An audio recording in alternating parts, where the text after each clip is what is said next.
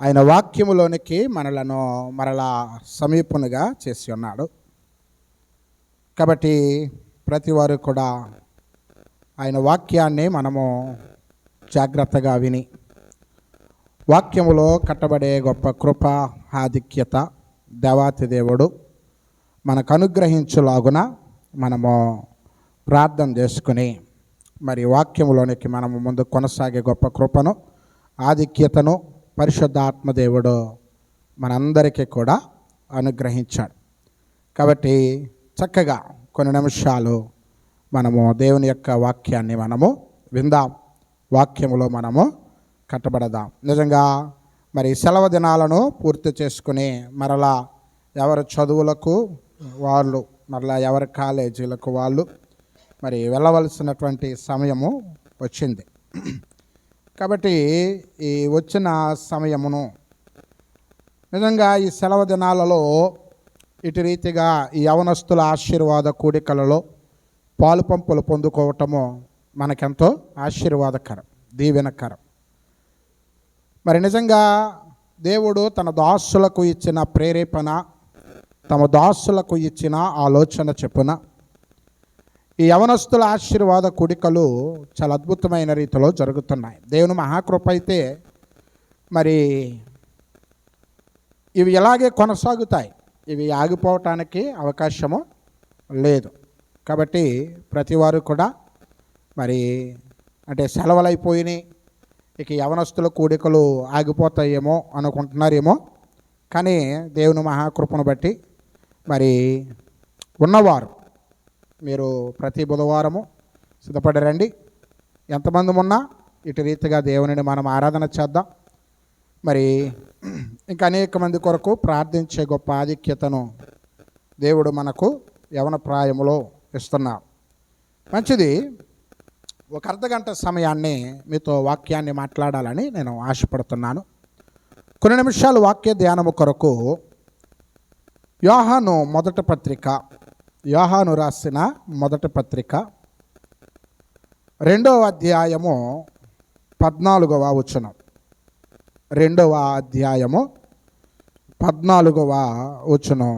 ఈ చదివేవారు ఈ మైకులో చదివి వినిపించండి స్పష్టముగా, చక్కగా.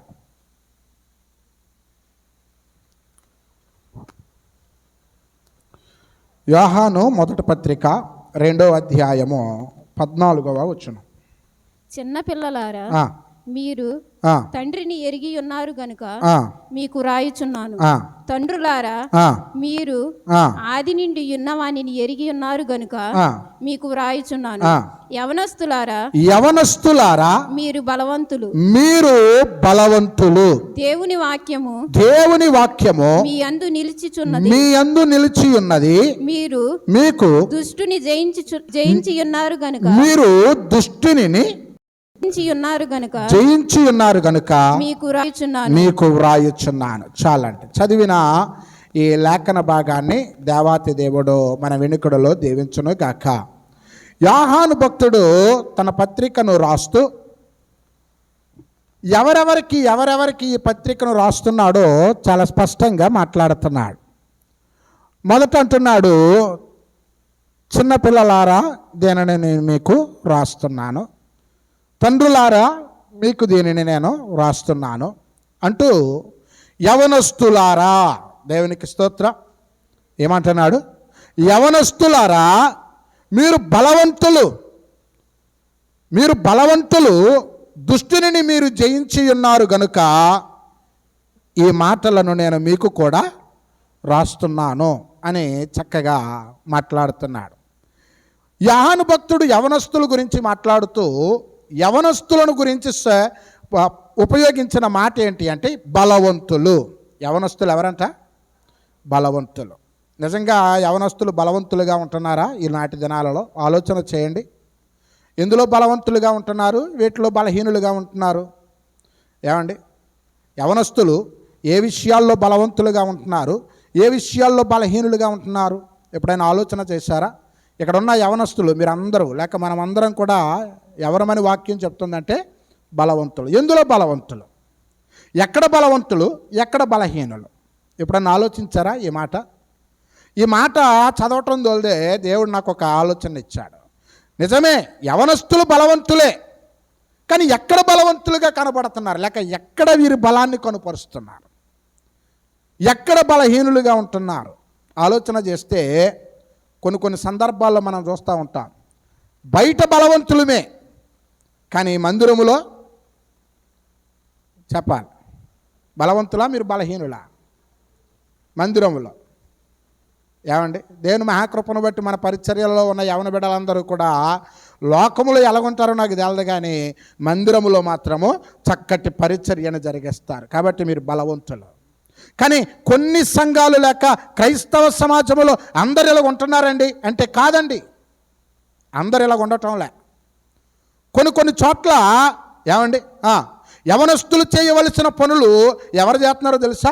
వృద్ధులు చేస్తున్నారు. కొన్ని సంఘాల్లో యవనస్తులు చేయవలసిన పనులు ఎవరు చేస్తున్నారు? వృద్ధులు చేస్తున్నారు. కొన్ని చోట్ల యవనస్తులు చేయవలసిన పనులు ఎవరు చేస్తున్నారు అంటే ఇదిగో ఏమండి వృద్ధాప్యములో ఉన్న పెద్దవారు చేస్తున్నారు. కొన్ని చోట్ల యవనస్తులు చేయవలసిన పరిచర్యను కూడా సేవకులే చేస్తున్న వారు కూడా చాలామంది ఉన్నారు. అంటే చేయటం తప్పని నేను అనట్లే, కానీ మన బాధ్యత ప్రకారము మనము బలవంతులము కాబట్టి మన బలము కొలది దేవుని పరిచర్యలో మనము కొనసాగాలి. దేవునికి చేసే దేనిని కూడా పనిగా భావించకండి, అది పరిచర్య. అదేంటది చెప్పండి? పరిచర్య. దేవునికి నువ్వు ఏది చేసినా, ఏ పని చేసినా, మందిరం దుడిచావా ఇంట్లో పని, కానీ మందిరములు ఇది పరిచర్య. ఏమండి, అందరూ కూర్చోవడానికి చక్కగా ఆ కూర్చునే స్థలాన్ని సిద్ధపరిచావా? పరిచర్య. మైక్ సెట్లు వేయటమా? పరిచర్య. పాటలు పాడటం ఒక పరిచర్య. వాక్యం అందించటం ఒక పరిచర్య. ఏమండి, ప్రార్థన చేయటం ఒక పరిచర్య. ఇంకో పరిచర్య ఏంటో చెప్పమంటారా? నశించిపోతున్న నీ స్నేహితులను పట్టుకుని మందిరానికి నడిపించటం కూడా ఒక అద్భుతమైన చెప్పాలి పరిచర్య. ఏమండి, మందిరంలో పని ఉందండి వెళ్తున్నానంటారు చాలామంది. నేనంటాను పనికి వెళ్ళకండి, పరిచర్య చేయటానికి వెళ్ళండి. దేవునికి స్తోత్రం, హల్లెలూయా. ఇక్కడ జరిగేదంతా కూడా ఒక పరిచర్యే. ఏమండి, అగో ఇప్పుడు దాకా మంచి సంగీతాలను మనం విన్నాం, అది సంగీత పరిచర్య. ఏమండి, అదే పరిచర్య, సంగీత పరిచర్య. ఇప్పటివరకు పాటలు పాడాం, అదే పరిచర్య. ఏమండి, పాటలు పాడే పరిచర్య. కాబట్టి పరిచర్య చాలా రకాలుగా ఉంది, కానీ యవన బిడ్డలు మాత్రము నేటి దినాలలో ఆ పరిచర్యలోనికి రావటానికి కొంతమంది ఆలోచన చేస్తున్నారు. కొంతమంది ఏమండి ఏం చేస్తున్నారు అంటే ఏమండి చేసే పని ఉన్నా పరిచర్య ఉన్నా చేయలేకుండా మిగిలిపోతున్నారు. నేను అంటాను యవనస్తులు బలహీనులుగా కనబడుతున్నారు ఈనాడు. చాలామంది బలహీనులుగా. ప్రియులరా, మనము బలవంతులముగా ఉండాలి. మన బలము మనకు అలంకారం అంట. మన బలము మనకేంటి? అలంకారం. ఎక్కడుందో తెలుసా ఈ మాట? సామెతల గ్రంథంలో ఉంది. చదవండి ఆ మాట. సామెతల గ్రంథము. యవనస్తులకి మంచి అలంకరణ ఏంటి అంటే సామెతల గ్రంథం 20 అధ్యాయం 29 వచనం. 20:29. యవనస్తుల బలము వారికి అలంకారము. యవనస్తుల యొక్క బలము వారికి ఏంటంట? అలంకారము. చాలామంది యవనస్తులు ఏవేవో అలంకారాలు ధరిస్తూ ఉంటారు. అలంకరణ కదండి. ఈనాడు చాలా రకాల అలంకరణలు చూస్తూ ఉంటాం. కొన్ని అలంకరణలు మెచ్చుకునేలాగుంటే కొన్ని అలంకరణలు చెప్పాలి. కొంతమంది అలంకరణలు ఎలా ఉంటాయంటే వావ్ అనిపిస్తాయి. కొంతమంది అలంకరణలు ఛీ అనిపిస్తాయి. అవునా? మీకు ఎప్పుడన్నా అలాగ అనిపించిందా? ఈ రెండు రకాల భావనలు కలిగినాయా? నాకు కలిగాయి. ఏమండి, తగుమాత్రపు అలంకరణ సూపర్. ఏమండి, మించిన అధికమైన అలంకరణ నువ్వు ఎంత చేసుకున్నా అలంకరణ వద్దా? చాలామంది అంటూ ఉంటారు గంగిరెద్దులా తయారయ్యేవేంట్రా అంటూ ఉంటారు. అంటే అర్థం ఏంటి? ఏమండి, అంటే అర్థం ఏంటి? గంగిరెద్దుకి ఓవర్ మేకప్. మనుషులకు తగదది. కానీ దేవుడు చూచే అలంకరణ ఏంటో తెలుసా? మనం మందిరానికి ఎంత అలంకరించుకుని వచ్చినా దేవునికి కనపడే ఒకే ఒక అలంకరణ బలం, మన బలం. దేవునికి స్తోత్రం. ఎంత బలముగా నువ్వు దేవునిలో పరిచర్య చేస్తున్నావో ఆ బలమే మనకు ఏంటట? అలంకరణ. ఆ బలమే మనకు అలంకరణ. చూడండి, చాలామంది కొన్నిసార్లు మందిరంలో పలహారాలు ఏర్పాటు చేస్తూ ఉంటాం. ప్రార్థన చేసి ఏమండి అమ్మ పంచిపెట్టదాం అంట. అసలు లెగరా? ఎవరో చెప్పాలి. ఏమండి కొన్ని సంఘాల్లో ఎలా చూస్తారంటే, దానికి కాళ్ళు ఉన్నాయి కదండి, మా దగ్గరికి వచ్చే మేము తీసుకుంటాం అన్నట్టు చూస్తూ ఉంటారు. కొంతమంది సహకరించారు. పాస్టర్ గారు 4-5 సార్లు చెప్పాలి, అమ్మ రండి, తమ్ముడు రండి, బాబు లెగు, ఇలా 4-5 సార్లు చెప్తేనే కానీ లేగరు. ఎందుకు ఈ మాటలు చెప్తున్నానంటే, చేస్తావా చేయవా అనేది నెక్స్ట్ అది. కానీ దేవుని మందిరంలో ఒక పరిచర్య నీ కొరకు సిద్ధంగా ఉన్నప్పుడు చెప్పి చేయటం కంటే చెప్పకుండానే చెయ్యాలనే మనస్సు నీకు చాలా ఆశీర్వాదకరం. చెప్పకుండానే నేను చెయ్యాలి, ఆ పని నేను చెయ్యాలి. నేను ఎందుకు చేయలేను? నేను చేయగలిగే పనే కదా, నేను చెయ్యాలి. ఏ మనస్సు అయితే ఇలా ప్రేరేపణ కలిగి ముందుకు వస్తుందో ఆ మనస్సు, ఆ వ్యక్తి బహు ఆశీర్వాదకరుడు. దేవునికి స్తోత్రం, హల్లెలూయా. కాబట్టి యవనస్తులు ఏంటంట? బలవంతులు. ఈరోజు నేను 4 విషయాలు చెప్తాను. దేవుని ఎదుట మనము బలవంతులుగా కనుపరుచుకోవటానికి మనకు ఉపయోగపడే 4 ఆత్మీయ విషయాలను మీ ముందు ఉంచాలని ఆశపడుతున్నాను. మనలను బలవంతులుగా చేసేది ఏంటి? బలవంతులమైన యవన బిడలముగా మనము దేవుని ముందు కనపడాలి అంటే మనలో 4 ఆత్మీయమైన లక్షణాలు మనము దేవునికి కలిగి బ్రతకాలి. ఏంటి ఆ 4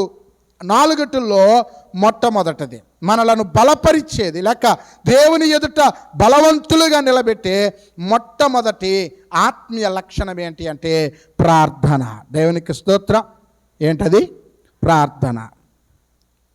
ప్రార్థన మనలను బలవంతులుగా నిలబెట్టగలదు, బలవంతులుగా మనలను చేయగలదు. మీకు ఇంకా బాగా అర్థం అవ్వాలంటే ఈ మాట న్యాయాధిపతుల గ్రంథము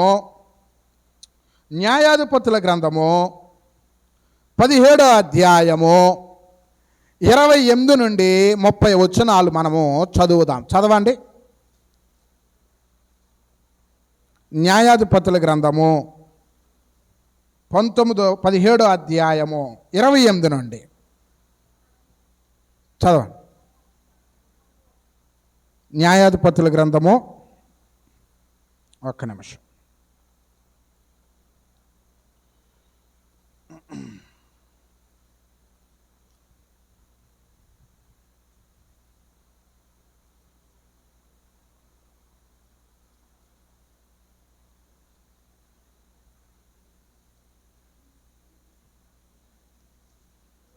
ఆ 17వ అధ్యాయము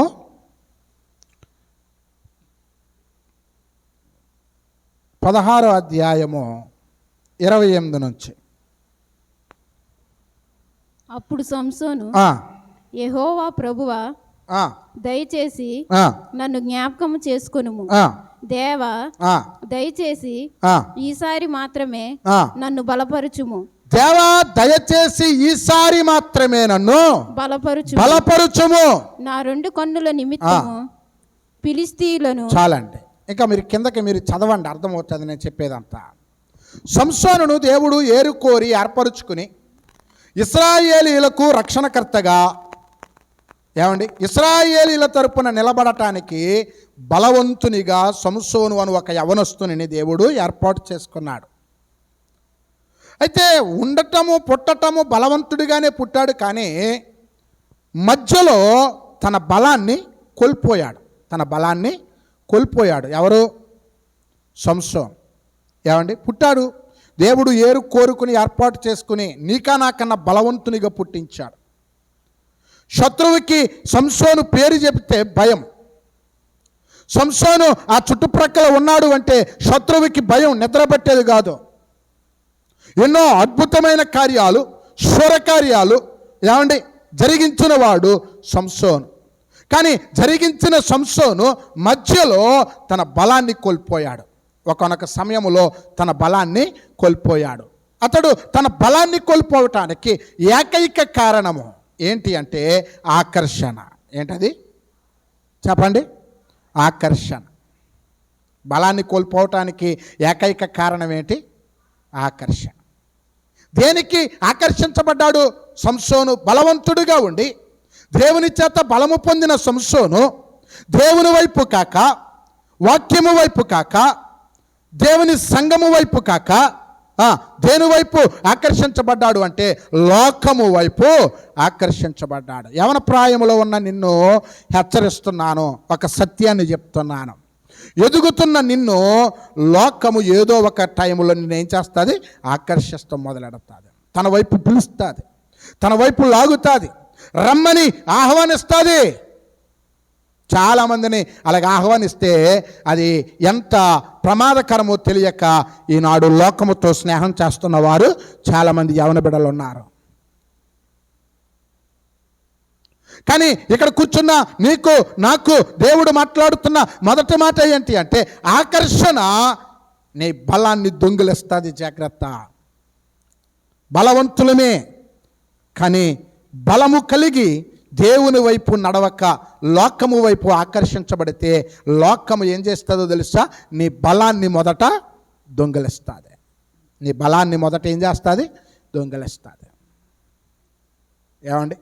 లోకము వైపు ఆకర్షించబడ్డాడు సంసోను.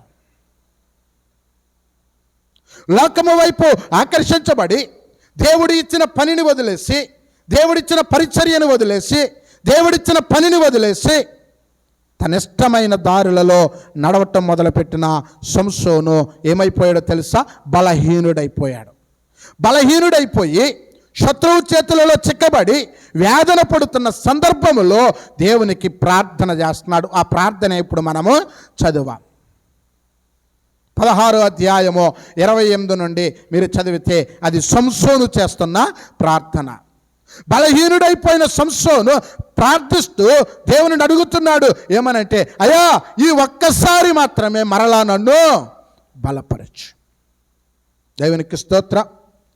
ఈ ఒక్కసారి మాత్రమే నన్ను మరలా నువ్వు బలపరిచయని ప్రార్థన చేస్తున్నాడు సంసోను. బలహీనుడైపోయిన సంసోను మరలా బలవంతుడిగా బలము పొందటానికి గల కారణం ఏంటో తెలుసా? సంసోను ఆ సమయంలో చేసిన ప్రార్థన. అందుకనే నేను అంటున్నాను, బలవంతులముగా మనము దేవుని ముందు నిలబడాలంటే మనలో ఏముండాలి? ప్రార్థన ఉండాలి. నువ్వు ఎంత ప్రార్థన చేస్తే అంత బలవంతుడు అవుతావు. ఈ లోకంలో మనము బలవంతులం అవ్వటానికి చాలా రకాల ప్రొడక్ట్స్ ఉన్నాయి.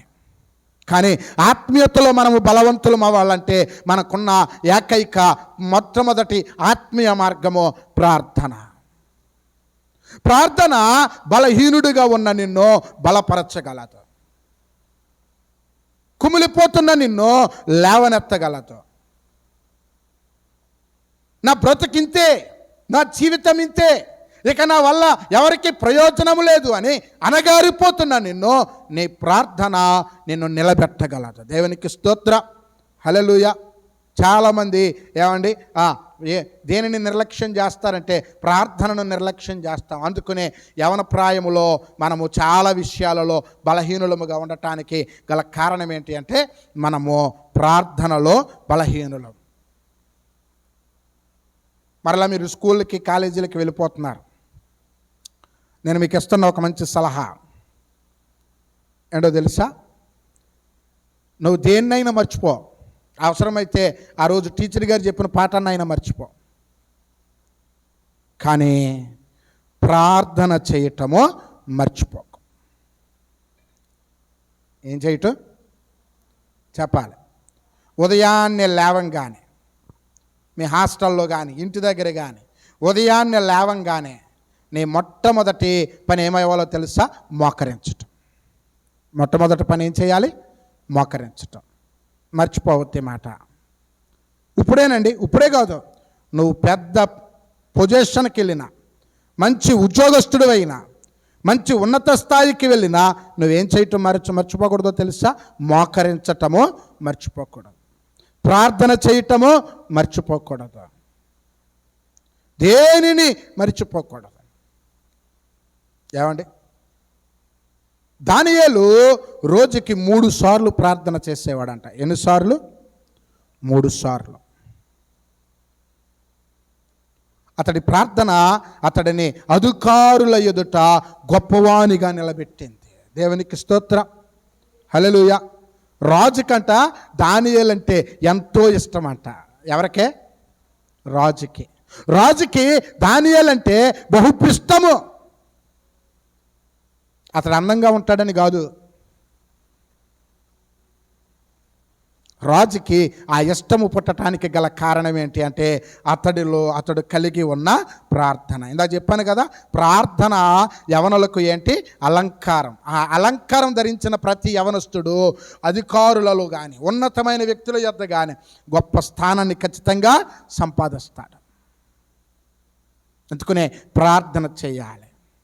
ఉదయాన్నే లేవంగానే ప్రార్థనతో మొదలు పెట్టాలి. ఆ రోజు పడుకునేటప్పుడు ప్రార్థన చేసుకుని పడుకోవాలి. తినేటప్పుడు ప్రార్థన, బయటికి వెళ్ళేటప్పుడు ప్రార్థన, స్నేహితులతో ఎక్కడికన్నా వెళ్ళేటప్పుడు ప్రార్థన. నీ యవన జీవితంలో మొట్టమొదటిగా నీకు ఉండవలసింది ఏంటి? ప్రార్థన. ప్రార్థన కలిగిన యవనస్తుడు లోకము వైపు ఆకర్షింపబడడు. లోకము వైపు ఏం చేయబడడు? ఆకర్షించబడడు. లోకము ఎంత ఆకర్షించినా, ఎన్ని హంగు ఆర్భాటాలతో నిన్ను ఆకర్షించినా, ప్రార్థన కలిగిన వాడు అయితే నువ్వు పొరపాటున కూడా మరలా దాని వైపు వెళ్ళావు. అందుకనే ప్రార్థన మనలను దేవుని ఎదుట ఎలా నిలబెడుతుంది? బలవంతులనుగా నిలబెడుతుంది ప్రార్థన. రెండవ ఆత్మీయ విషయం, దేవుని ఎదుట మనలను బలవంతులనుగా నిలబెట్టే రెండవ ఆత్మీయ విషయం ఏంటి అంటే యెషయా గ్రంథము 12వ అధ్యాయము. యెషయా గ్రంథము 12వ అధ్యాయం 2వ వచనం.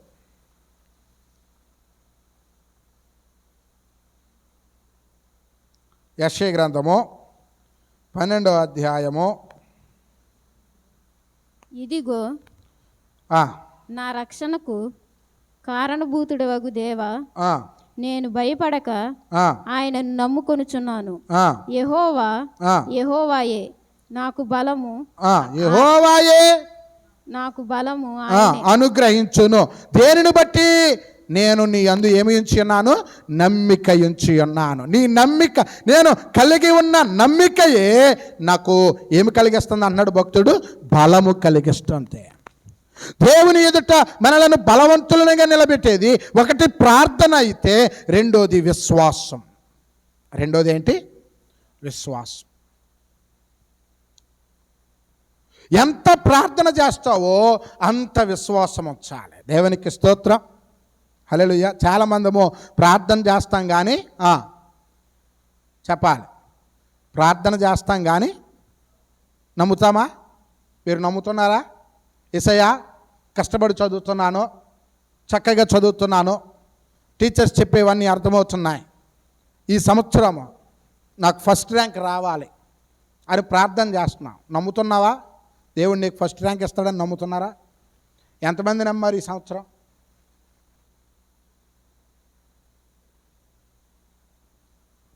ప్రార్థన చేస్తాం కానీ అనుకుంటాం, అబ్బో నాకంటే బోలంతమంది టాపర్లు ఉన్నారు,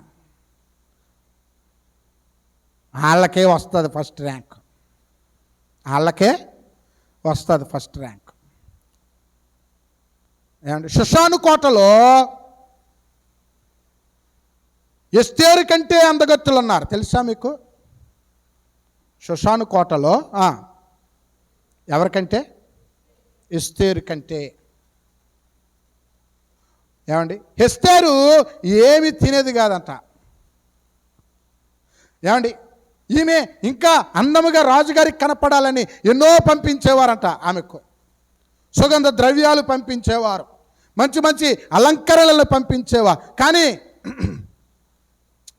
ఏమీ కూడా ముట్టుకునేది కాదంట ఎస్తేరు. కానీ రాజు ముందు ప్రత్యక్షమైనప్పుడు అంతమందిలో రాజు దయ పొందినది ఎవరో తెలుసా? చెప్పాలి, ఎస్తేరు. ఎస్తేరు. ఎందుకు ఈ మాట చెప్పానంటే, నువ్వు నమ్మగలిగితే తోకగా ఉన్న నిన్ను తలగా నియమించగలిగిన వాడు యేసయ్య.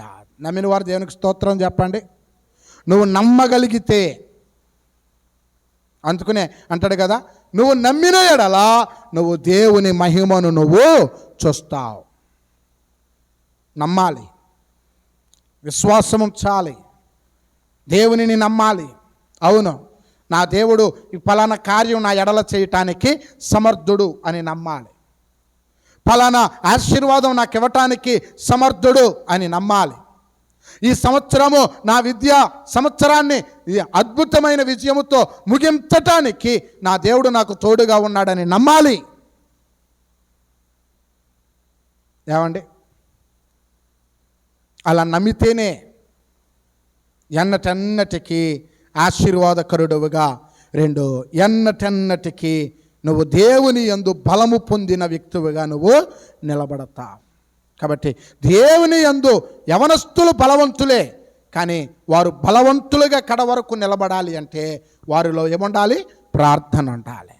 రెండు, ప్రార్థనతో పాటు విశ్వాసం ఉండాలి. విశ్వాసం ఉండాలి. విశ్వాసం, నమ్మాలి. దేవునిని నువ్వు ఏ స్థాయి వరకు నమ్మగలుగుతావో నమ్ము. ఏ స్థాయి వరకు దేవుని యందు విశ్వాసం ఉంచగలవో విశ్వాసం ఉంచు. ఏమండి, హెబ్రీయులకు రాసిన పత్రిక 11వ అధ్యాయము 11వ వచనం ఒకసారి మీరు చదువుకోండి.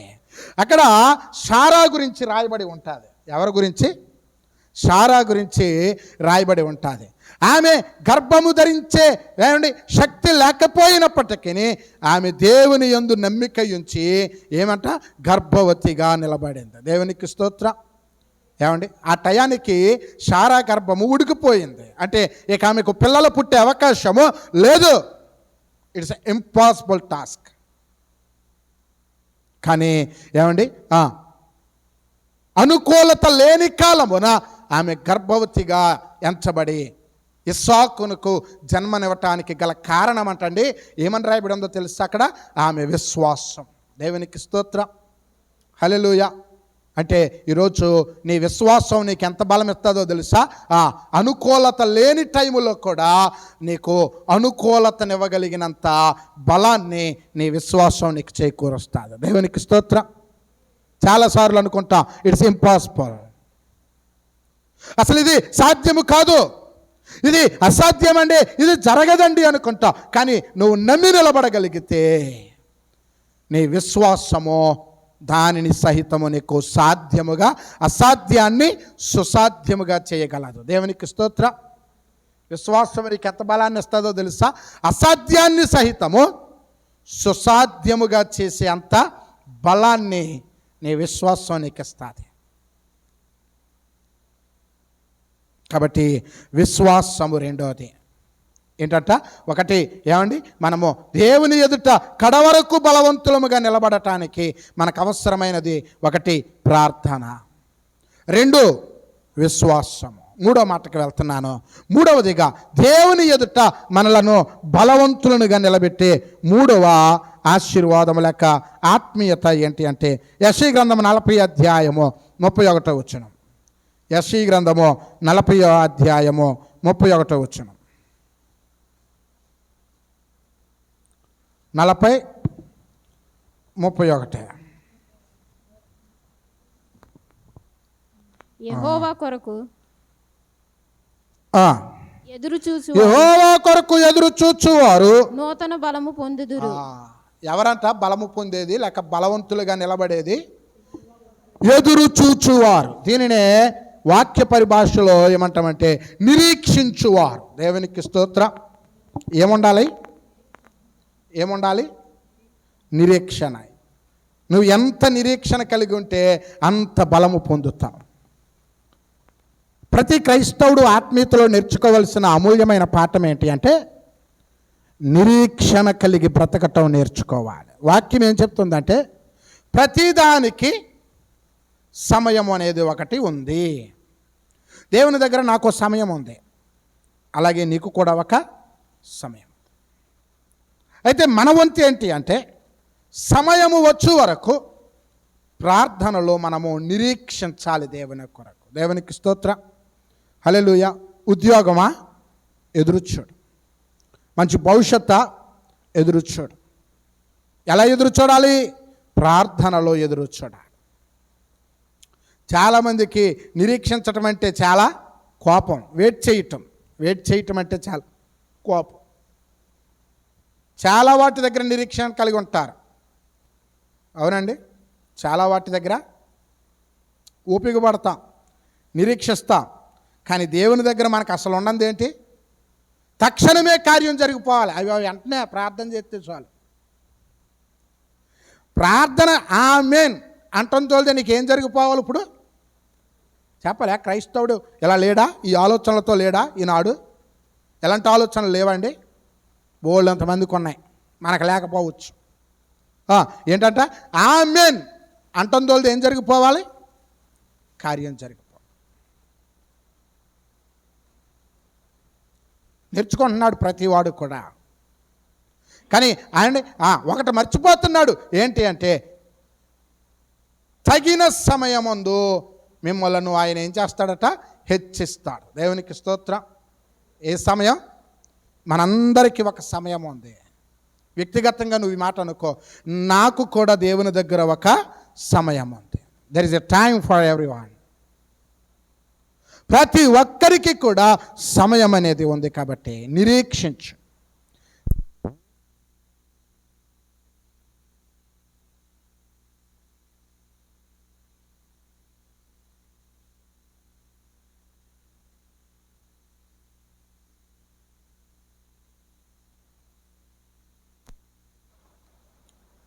ఏమండి, ఆయన దగ్గర మన సమయం వచ్చినప్పుడు ఎంత అద్భుతం జరుగుతుందో తెలుసా? మనం నిరీక్షించగలిగితే. కానా అనే ఊరిలో ఒక వివాహం.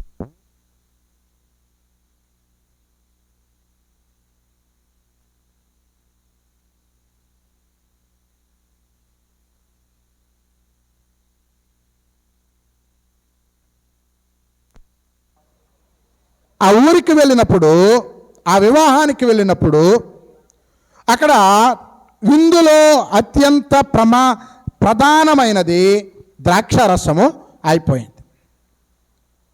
యేసు తల్లి మరియా యేసయ్య దగ్గరికి వచ్చి, అయ్యా ఇక్కడ ప్రధానమైన ద్రాక్షారసం అయిపోయింది. ఇప్పుడు ఈ విషయం ఈ అతిథులకు తెలిస్తే చాలా షేమ్ అవ్వాల్సి ఉంటుంది. కాబట్టి ప్లీజ్ డూ సంథింగ్, ఏదో ఒకటి ఇక్కడ చెయ్యి. యేసయ్య వెంటనే ఏమన్నా, నీకెందుకు, నేను అనగా, కంగారు పడకో అనలే. ఆయన ఏమన్నాడు తెలుసా? అమ్మా, నేను ఇక్కడ కార్యము జరిగించగలను, కానీ జరిగించే సమయము నాకు ఇంకా రాలేదు.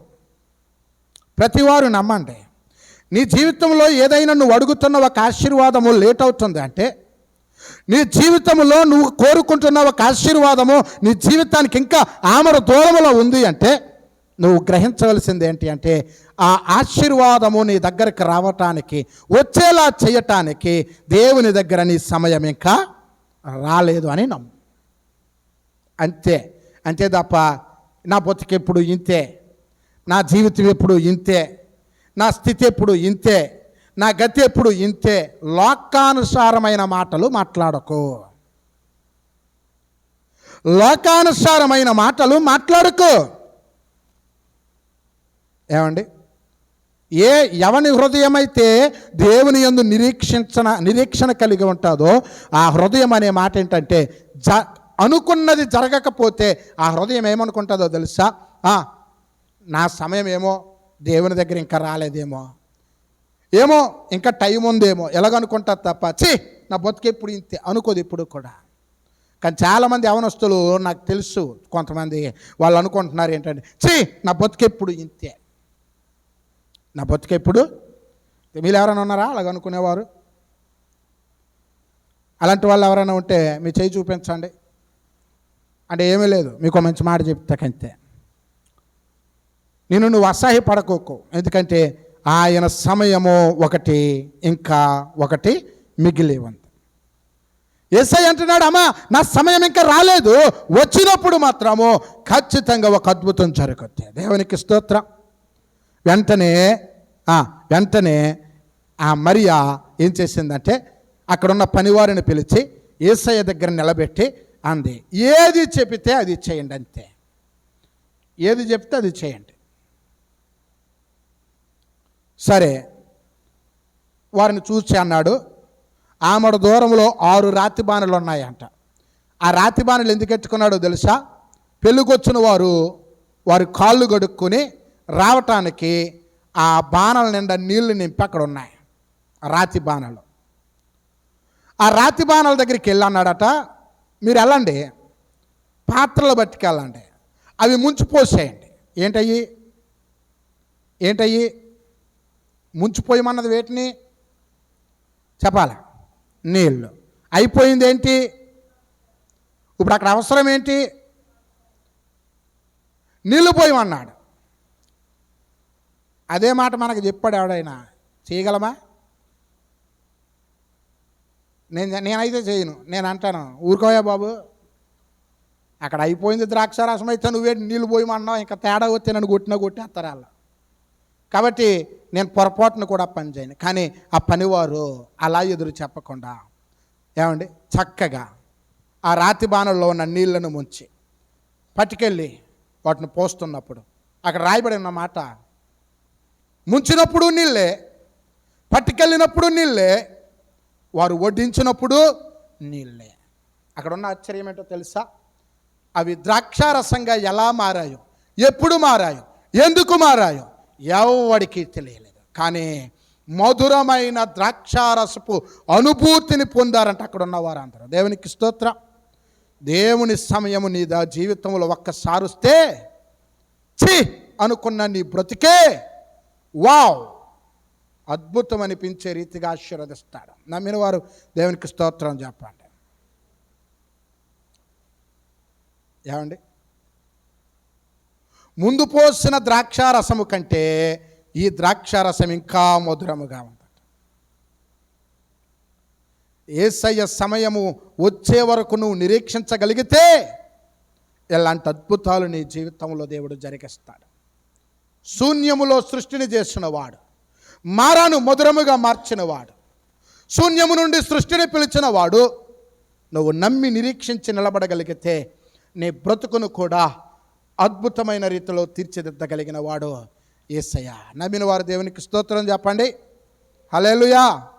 కాబట్టి దేవుని యందు నిరీక్షణ కలిగి బ్రతుకుట వాడు ఏం పొందుతాడు? బలము పొందుతాడు. ఇక 4వదిగా చివరి మాటగా చెప్పి వాక్యాన్ని ముగిస్తాను. హబక్కుకు రాసిన ప్రవచన పుస్తకము, హబక్కుకు గ్రంథము 3వ అధ్యాయము 19వ వచనం చదివి ముగించుకుందాం ఈ మాటను.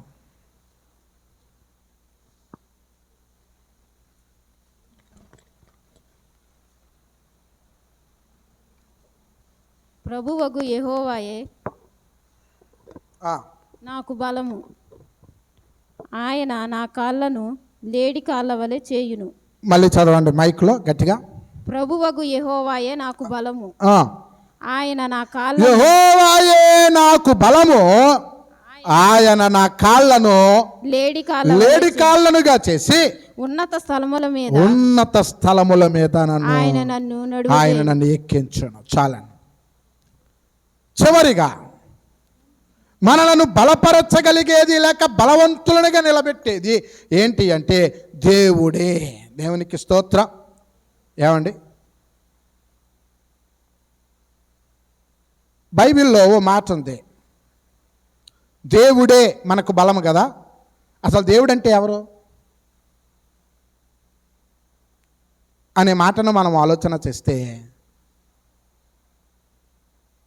వాక్యమే దేవుడై ఉండెను. దేవునికి స్తోత్రము.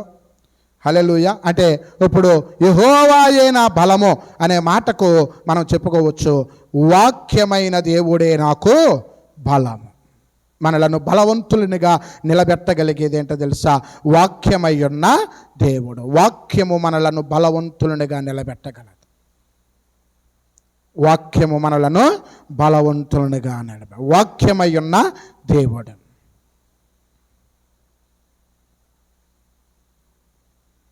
వాక్యమును ఏమండి ధ్యానించాలి, వాక్యమును చదవాలి, వాక్యమును సాధ్యమైనంత వరకు తెలియని వారికి తెలియచెప్పాలి. స్నేహితులు నిలబడి ఏవేవో మాటలు మాట్లాడుకుంటారు, ఏవేవో మాటలు మాట్లాడుతూ ఉంటారు. ఏమండి, ఎందుకు పనికిరాని మాటలు, ఉపయోగం లేని మాటలు, వ్యర్థమైన మాటలు. కానీ దేవుని బిడ్డలు మాట్లాడుకోవలసిన మాటలు ఏంటి అంటే వాక్యానుసారమైన మాటలు ఇప్పుడు మాట్లాడుకోవాలి. ఏ మాటలు చెప్పాలి? ఏ మాటలండి? అమ్మా యవనస్తులు ఇక్కడ ఉన్న మిమ్మల్ని ఫ్రాంక్గా బౌల్డ్లీగా ఒక ప్రశ్న అడుగుతున్నాను. నీ స్నేహితులతో నువ్వు ఎలాంటి మాటలు మాట్లాడుతున్నావు?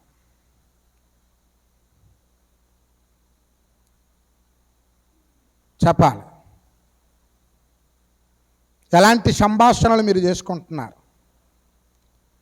ఒకవేళ వ్యర్థమైన సంభాషణలని ఒకవేళ నువ్వు గ్రహిస్తే ఈ రోజు నుండి నీ సంభాషణలు ఎలాంటివిగా మారిపోవాలో తెలుసా? వాక్యాసహితమైన సంభాషణ. వాక్యాన్ని మాట్లాడండి. ఇదిగో పోయిన వారం నేను మందిరానికి వెళ్తే మా అయ్యగారు నా దాసుడు పలానా వాక్యాన్ని చెప్పాడు, పలానా మాటలు నాతో మాట్లాడాడు, పలానా ఎగ్జాంపుల్స్ నాతో చెప్పాడు. ఈ మాట్లాడు. ఇలాంటి మాటలు నీకు ఆత్మీయతలో బలమును ఎదుటి వారికి రక్షణకరముగా ఉండే మాటలయ్యాయి. దేవునికి స్తోత్రం, హల్లెలూయా. ఇలాంటి మాటలు మాట్లాడుతున్నారా? చెప్పుకుంటున్నారా? మీ ఫ్రెండ్స్ ఆదివారం రారు కొంతమంది, నువ్వు చెప్తున్నావా అయ్యగారి పలానా వాక్యం చెప్పాడు ఈ వారం. చెల్లి బుధవారం మొన్న యవనస్తుల కొడుకు నువ్వు రాలేకపోయావు కదా, అయ్యగారు ఇదిగో పలానా వాక్యం చెప్పాడు, పలానా మాట చెప్పాడు చెల్లి, పలానా మాటలు చెప్పాడు తమ్ముడు, పలానా మాటలను మాట్లాడాడు తమ్ముడు. చెప్తున్నారండి? మీ స్నేహితులకు చెప్తున్నారు ఈ మాటలు? అంతేనా? ఇది చెప్తున్నా. మీషోలో ఇదిగో పలానా డ్రెస్ పెట్టాడు చూడు ఎంత బాగుందో. యూట్యూబ్లో ఇదిగో పలానా వీడియో ప్లే అవుతుంది, వైరల్ అవుతుంది చూడు. చెప్తున్నారు ఇలాంటి మాటలు? ఏమండి, నా స్నేహితులు ఉన్నారు నాకు చెప్పేవాళ్ళు, బావా వీడియోలు చూస్తున్నావా, ఇదిగో పలానా వీడియో వైరల్ అయిపోతుంది చూడరా అన్నవాళ్ళు. ఏమండి, బావా పలానా సినిమా చూసావా, మిమ్మల్ని అడుగుతున్నారు. పలానా సినిమా చూసావా, ఇదిగో నువ్వు సినిమా హాల్కి రాపోయావు కానీ అదిగో ఆ యూట్యూబ్లో వచ్చేస్తుంది చూడు. చెప్పారా? మీ స్నేహితులు ఎలా చెప్తున్నారా? చెప్పాలా? చెప్తున్నారా? ఏమండి, సినిమా హాల్కి రావద్దులేరా బాబు, కనీసం ఆ యూట్యూబ్లోనో చూడు,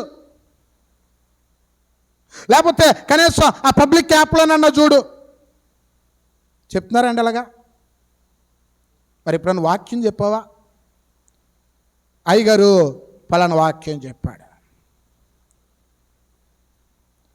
పాస్టర్ గారు పలానా వాక్యం చెప్పాడు.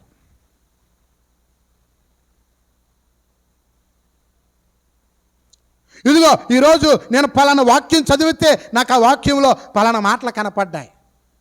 చెప్తున్నారా? ఎలాంటి మాటలు చెప్తున్నారా? చెప్పాలి. ఇలాంటి వాక్య సహితమైన మాటలు మనలను బలవంతులనుగా నిలబెడతాయి. దేవునికి స్తోత్రం. అందుకునే హబక్కుకు అంటున్నాడు, యెహోవాయే నాకు బలము, యెహోవాయే నాకు బలము. ఆయన నా కాళ్ళను లేడి కాళ్ళనుగా చేస్తాడు, ఉన్నతమైన స్థలముల మీద నన్ను ఎక్కిస్తాడు. కాబట్టి యవనస్తులారా, మీరు బలవంతులు, మీ బలాన్ని పోగొట్టుకోకండి. దినదినము దేవుని ఎదుట మీరు ఎలా ఉండాలి?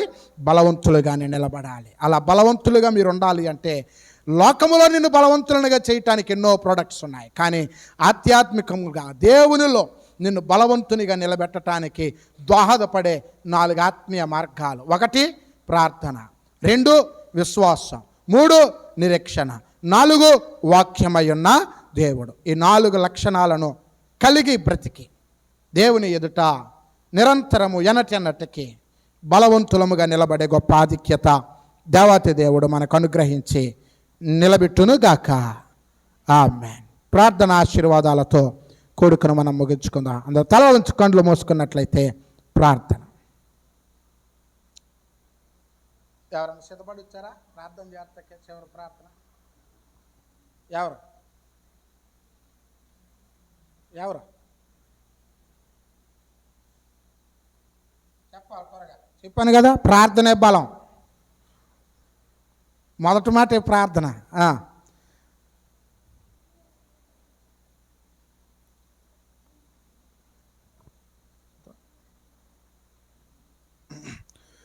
మరి చివరిగా తమ్ముడు ప్రవీణ్ ప్రదీప్ ప్రార్థనలో నడిపిస్తాడు.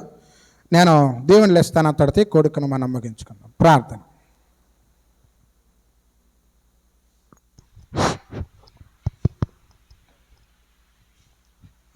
ప్రార్థన చేసుకుందాం.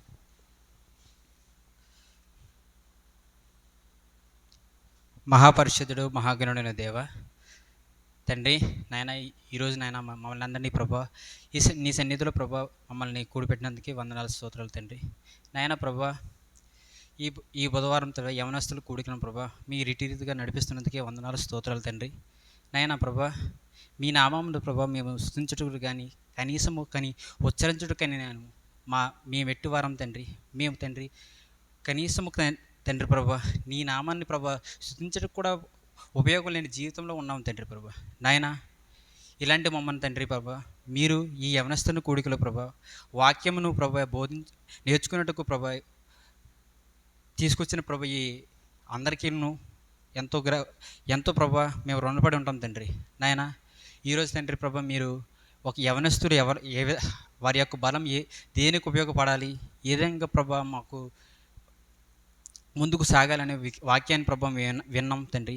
ఈ వినిన వాక్యాన్ని ప్రభా మేము మా హృదయమును పలక మీద రాసుకొని తండ్రి నాయన దానిని దినదినము ప్రభా సృజించుటకు జ్ఞాపకం చేసుకున్నట్టు తండ్రి మీరే మాకు దయచేయమని ప్రార్థిస్తున్నాం తండ్రి. అలాగే నాయన యవనస్తులు వారి యొక్క బలం దేని మీద పెట్టాలో ప్రభా మీరు మాకు తెలియజేసి ఉన్నారు తండ్రి. ప్రభా ముందుగా ప్రభా ప్రార్థన ద్వారా తండ్రి ప్రభా ఎన్నో గొప్ప కార్యాలు ప్రభా మీరు బైబిల్లో మాకు తెలియజేసి ఉన్నారు తండ్రి.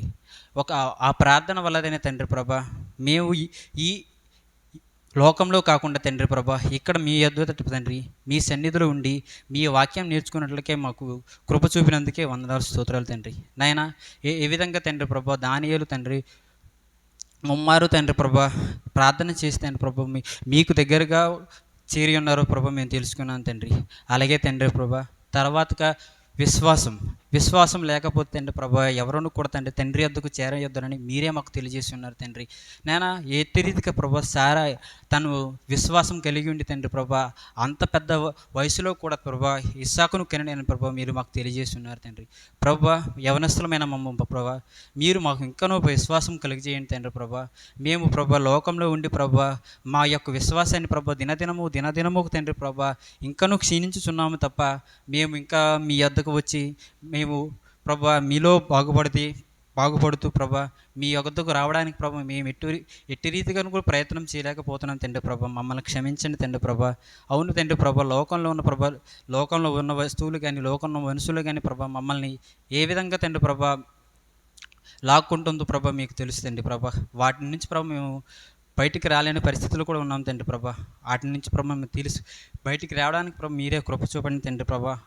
ఏ విధంగా తండ్రి ప్రభా ఈ విశ్వాసం ద్వారాను ప్రార్థన ద్వారాను ప్రభా మేము లోకం నుంచి బయటికి రావడానికి ప్రభా మీరే దయచేయండి తండ్రి. అలాగే తండ్రి ప్రభా మూడో విషయం కానీ తండ్రి ప్రభా నిరీక్షణ కలిగి ఉండమని చెప్పి ఉన్నారు తండ్రి. నిరీక్షణ లేకపోతే తండ్రి ప్రభా విశ్వాసం లేని తండ్రి. విశ్వాసమునేమో నిరీక్షణ ప్రభా రెండు ప్రభా ఒకదానితో ఆధారపడి ఉన్నాం తండ్రి ప్రభా. ఆ నిరీక్షణ ద్వారానే ప్రభా మేము మీకోసం ఎదురు చూస్తూ ఉంటాం తండ్రి నాయన. అలాగే ప్రభా చివరిగా ప్రభా వాక్యమైన దేవుడైన ప్రభా మాకు తెలియజేస్తున్నారు తండ్రి ప్రభా. అవును తండ్రి ప్రభా మీరు వెళుతూ తండ్రి ప్రభా మీ యొక్క దివ్యమైన వాక్యాన్ని ప్రభా మాకు దయచేసి ఉన్నారు తండ్రి నాయన.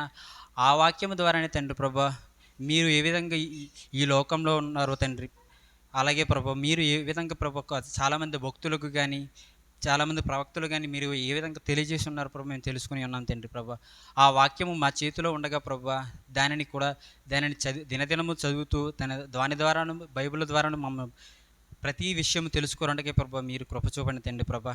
ప్రభా ఈ విషయాలన్నీ తండ్రి ప్రభా మా హృదయం నుంచి చెరిపిపోకుండా తండ్రి అదే విధంగా ప్రభా మేము ఇక్కడే కాకుండా తండ్రి ఎక్కడున్నా గాను ఆ దివ్యమైన వాక్యాన్ని ప్రభా దాన్ని ధ్యానించుటకును ధ్యానించిన దాన్ని అర్థం చేసుకున్నట్టుకు ప్రభా మీరే దయచేయండి తండ్రి ప్రభా. ఇలాంటి విషయాలు ప్రభా మీరు మరింత నేర్చుకున్నట్టు ప్రభా మీరే దయచేయమని ఈ యొక్క చిన్న ప్రార్థన యేసుక్రీస్తు వారి నామములో అడిగి వేడుకుంటున్నాను తండ్రి.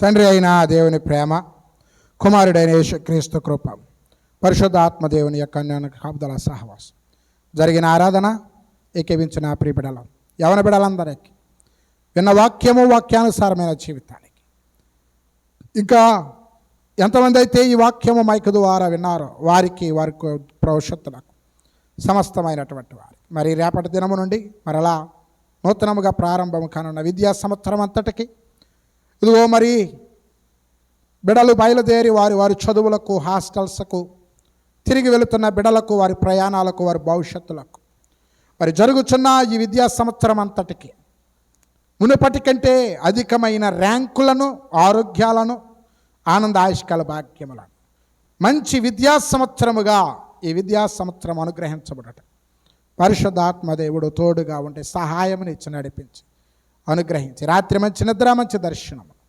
ఉదయమున లేచే స్తుతించే గొప్ప కృపా భాగ్యం దేవాతి దేవుడు మనకు అనుగ్రహించి నడిపించును గాక. ఆమేన్. అందరు కొందనాలండి. దేవుడు మిమ్మల్ని దీవించును గాక. ఆమేన్.